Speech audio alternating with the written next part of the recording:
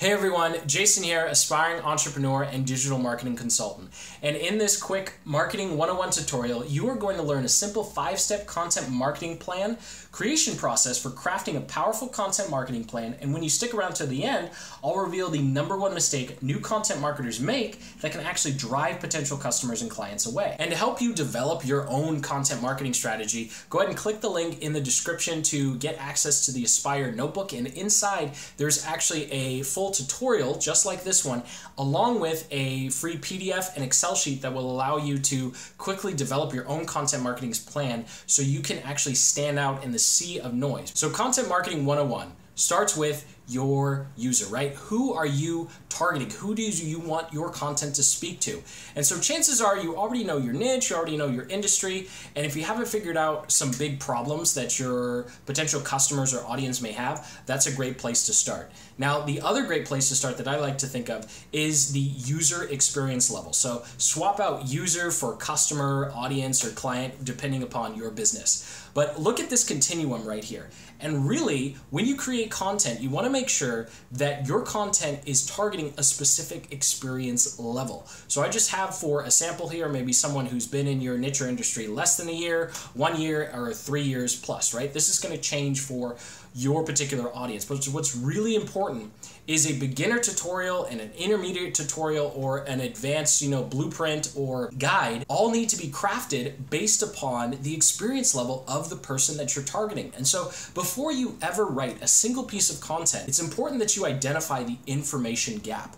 And the information gap is going to be different based on whether someone's a beginner, intermediate, or really advanced. And so knowing where they are on the continuum of proficiency in your niche is really, really important, and what I like to think of as the first step to your content marketing plan. The second step is identifying what questions they need answered in order to purchase your product or service. Remember, content is not created for the sake of content. If you don't have a call to action for your content, if you don't have a business purpose for your content, then you're just going to be on the content hamster wheel and burn out. So every piece of content should have a clear call to action or a clear step in the education process so that your ideal customer or client moves one step closer to actually doing business with you. So a really great way to create content that actually connects with the right people is after you've identified that experience level, make sure that you look at what are the questions that they need answered before they see the value in my product or service. Now, this can go one of two ways. The first way is if they think a completely different solution is going to solve their,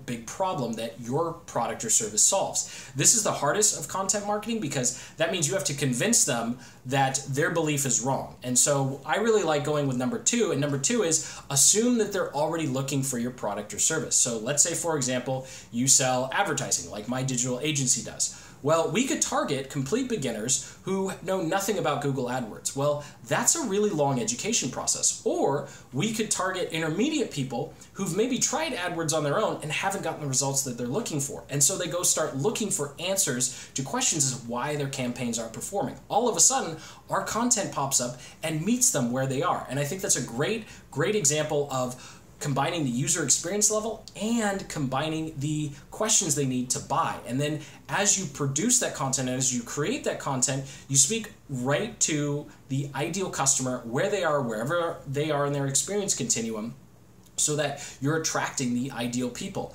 Obviously, it's going to take a lot more time to sell AdWords to someone who's never heard of Google Ads before versus someone who's tried it, failed, and is trying to figure out why they aren't succeeding, and maybe they're much more open to hiring an agency to fix all the problems for them. So once you've completed those first 2 foundational steps, you're ready for step #3, which is choosing your medium.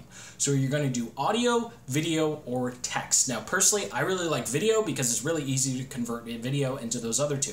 However, once you know your experience level, the user experience level, and you know what questions need to be answered, there's 2 different ways, again, that you could go about with the step. #1 is just choosing the one that you're best at.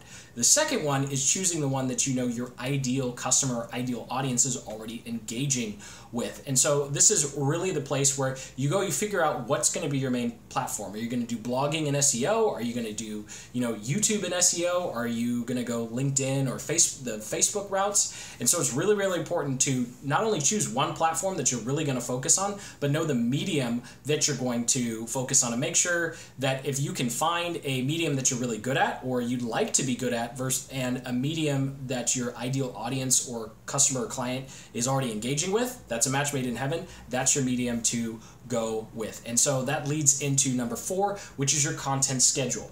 Now, we talked about this a little bit in the beginning of the video, and we know that there is a lot of content being published, and there is a lot of content focused at your ideal customer or client or audience. And so we really want to make sure that we stand out on the crowd, and we also need to make sure that whatever platform we're engaging with, we're giving that platform enough content and we're producing enough content to begin to improve either our channel or our website ranking or our account. And to do that is you have to get on that content marketing hamster wheel. Now, the good news is when you get on that hamster wheel, you've gone through this process. You're not just making content for the sake of making content.